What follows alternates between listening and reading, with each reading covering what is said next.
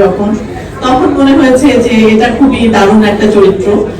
আর এর বাইরে গিয়ে যদি বলি তাহলে আমি বলবো যে কাজ তো আসলে অনেক কাজ করি সারাক্ষণ, যেহেতু এটা আমার প্রফেশন, এই কাজটাই করি আমি, প্রয়োজনেও আমাকে কাজ করতে হয়।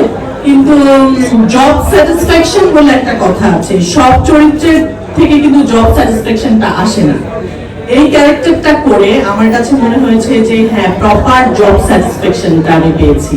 কারণ এই গল্পে রাজ প্রত্যেকটা চরিত্রকে তার একটা জায়গা দিয়েছে এবং প্রত্যেকটা ক্যারেক্টারের একটা শুরু আছে, শেষ আছে, এন্ড আছে। প্রত্যেকটা চরিত্র বিস্তার লাভ করেছে। এই বিষয়টা কিন্তু সব ডিরেক্টররা করে না। আমাদের দেখা দেখি এখন অনেক ফ্যামিলি গল্প হচ্ছে। আমি নিজেই বলবো যে ঈদে প্রায় প্রচুর ফ্যামিলি গল্পের অফার আমরা পেয়েছি, কাজও করেছি অনেকগুলোতে, কিন্তু করতে গিয়ে দেখা গেছে যে আসলে তেমন কিছু করার নাই।